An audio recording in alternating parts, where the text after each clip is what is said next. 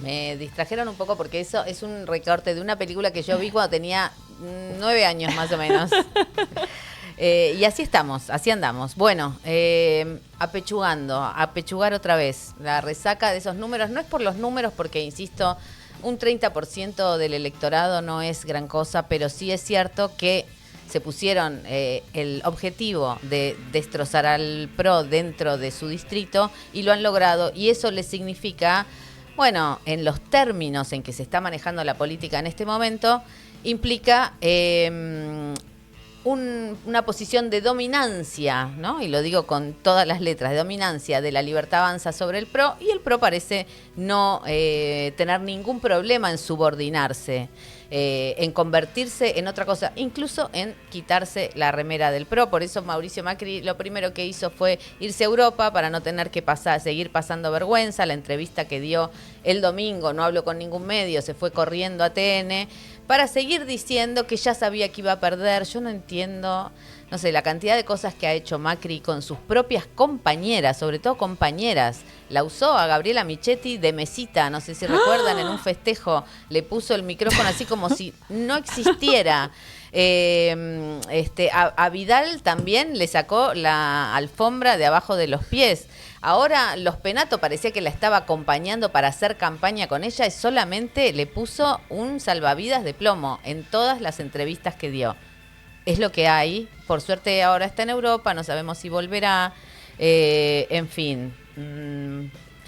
Estamos ahora con este panorama, ¿no? De estos números que no son tan alentadores si los miramos fríamente y además si los miramos fríamente también lo que vemos es que la polarización sigue siendo extrema. O sea, hay una mitad y mitad, digamos, por lo menos en la ciudad de Buenos Aires, y podríamos extenderlo en el territorio nacional. Hay una polarización muy grande, digamos. Así como hay una minoría intensa que acompaña a la Libertad Avanza, y hay muchos oficialismos que se pliegan a este entusiasmo, a esta idea del ganador, ¿no? Del cambio, toda esta narrativa.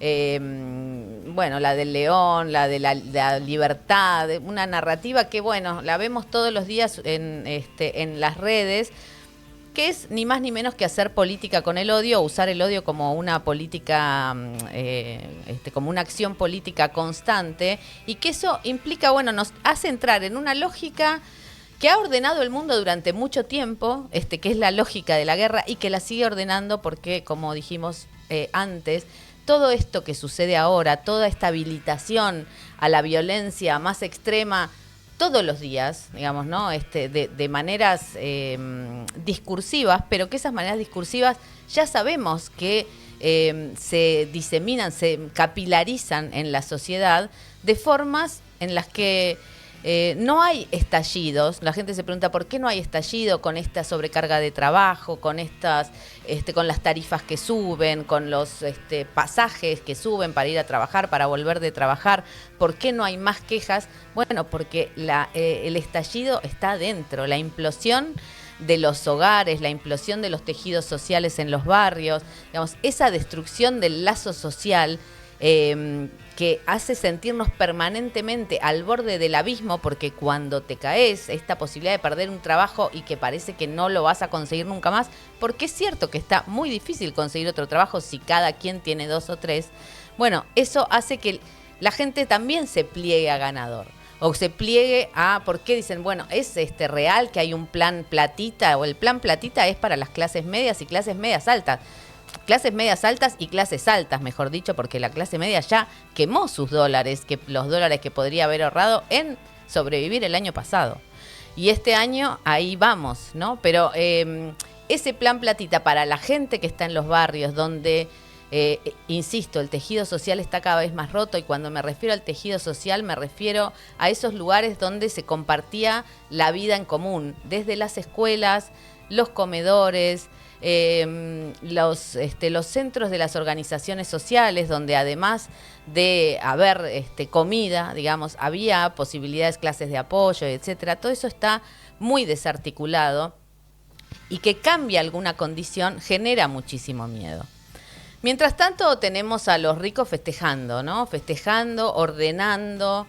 Esa escena también es muy violenta, más allá de la violencia discursiva, ¿no? Que justamente hoy se haya hecho esta cumbre le dicen ellos, summit o summit, de la Cámara de Comercio estadounidense en Argentina, que ahí se hayan festejado los números de la votación, que sigan insistiendo con que se necesita avanzar en la reforma laboral, en la reforma previsional, que ahí en ese mismo escenario sea donde Cristian Ritondo, el más peronista del PRO, que es el presidente del PRO en la provincia, haya dicho vamos a apoyar al presidente, vamos a votar todo lo que propongan con él, igual que Rodrigo de Loredo también habló ahí, ¿no? Parecía que eran ir pasando a, como decían en Game of Thrones, bend the knee, ¿no? Bend the knee.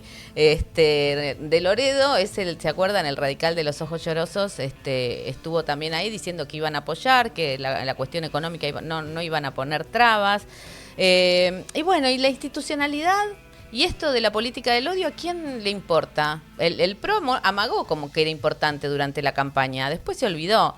Tenemos a muchísimos comunicadores de La Libertad Avanza, no sé, lo escuché ayer, Antonio Acre, que es un economista que ha convertido en comunicador, asesor también del Ministerio de Economía, hablando de que hay que jugar al fleje porque, bueno, ellos no hacen metáforas futboleras, sino de tenis, ¿verdad?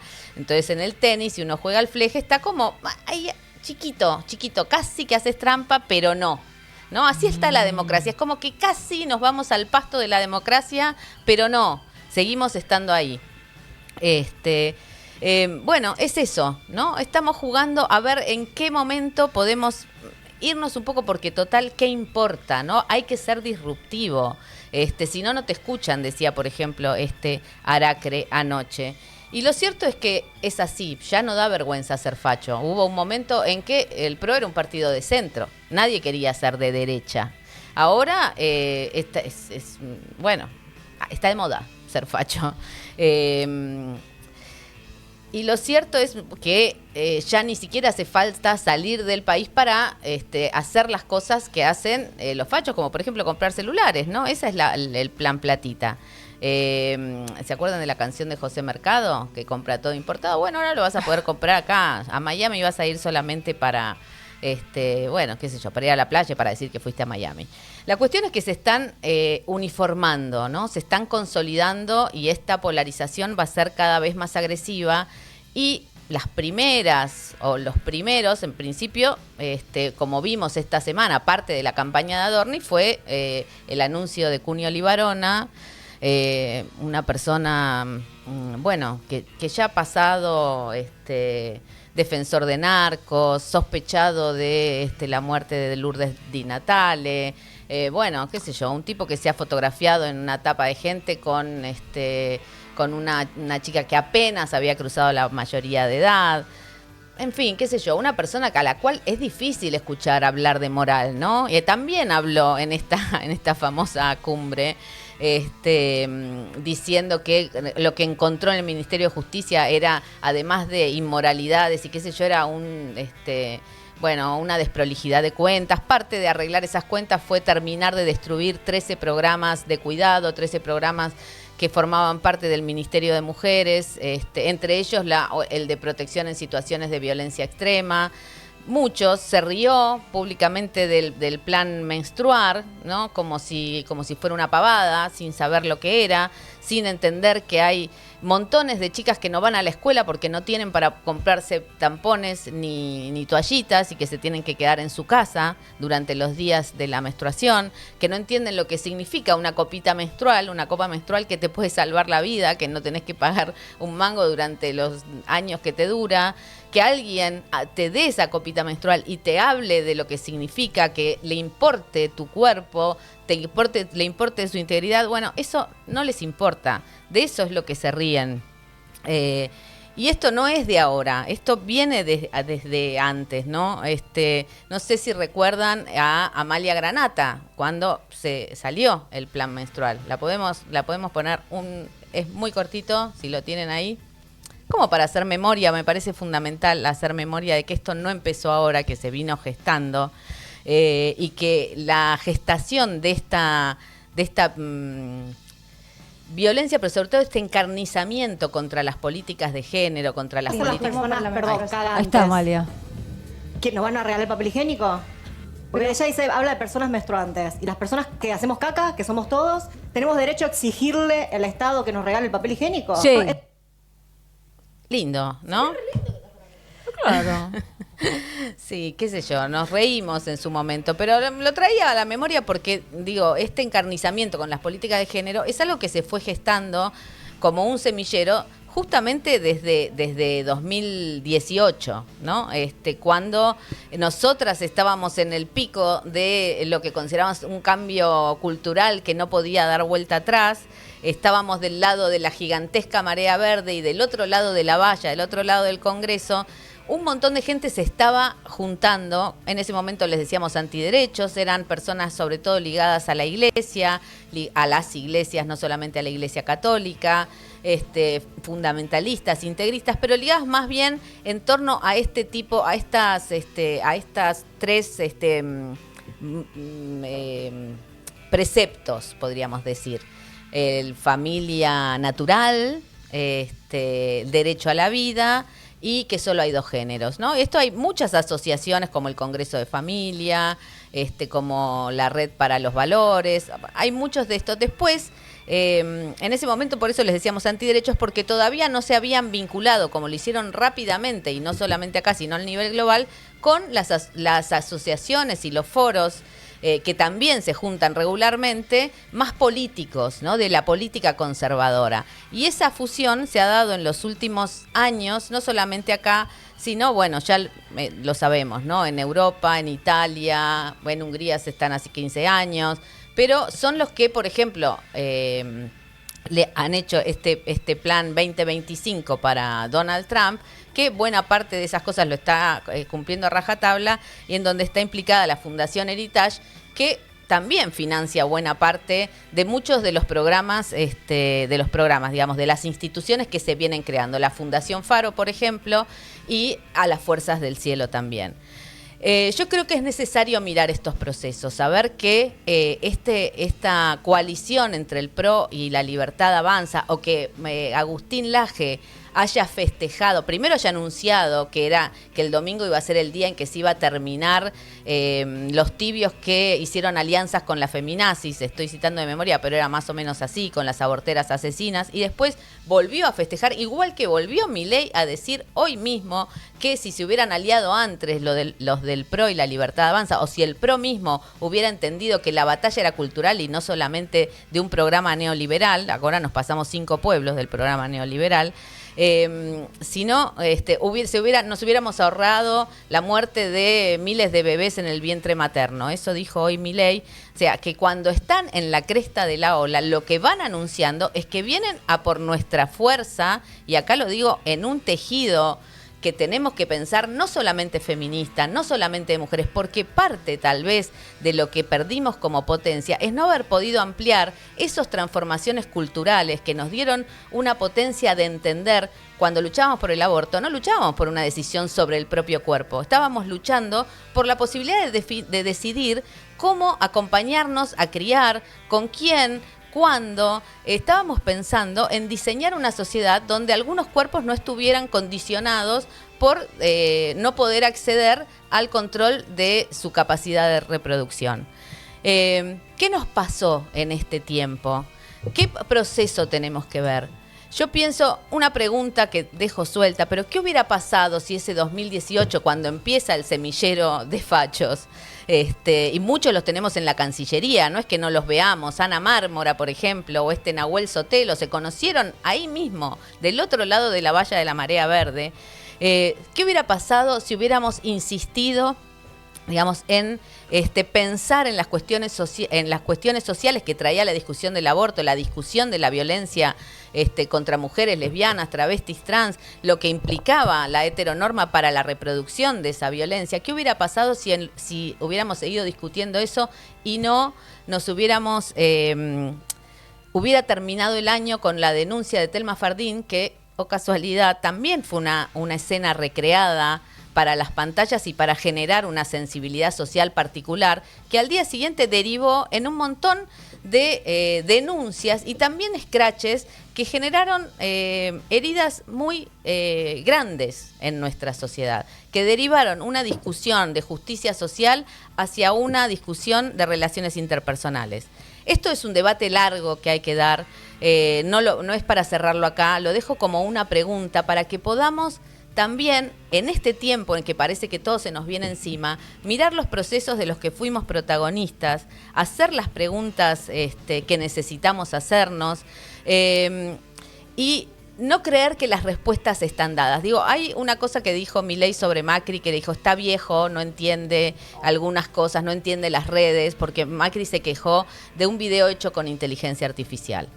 Tal vez tenerle miedo a la inteligencia artificial puede hacer algo de viejo. Yo tal vez yo sea vieja, no me parece mal, digo, reivindico ser vieja, pero sí creo que hay algo de la inteligencia artificial, más allá de que Macri hizo sus campañas, o sea, yéndonos de la campaña, y más cerca de la inteligencia artificial, hay un miedo en cuanto a que de pronto la inteligencia artificial lo que nos ofrece, digamos, el ChatGPT, que es lo que estamos más acostumbrados, aunque no es eso solo la inteligencia artificial, es lo que está disponible para todos. Digamos, cuando digo todos, digo los chicos en las escuelas, en los consultorios médicos, en qué sé yo, cuando nos entregan los DNI, no sé, en muchos aspectos de nuestras vidas está la inteligencia artificial. El ChatGPT se ha convertido en algo de un año para el otro, en algo totalmente común, ¿no? A quien le preguntás cualquier cosa y te responde.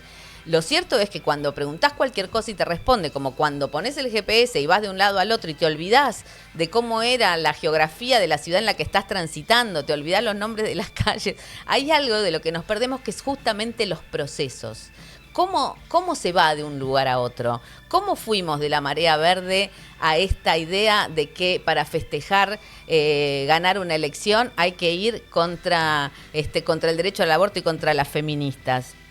Yo creo que ahí es donde está el punto de lo que tenemos que pensar. Está muy bien usar las herramientas que tenemos ahora, tanto de la inteligencia artificial como las redes sociales, que es como que se nos vienen encima en la lógica de la libertad avanza.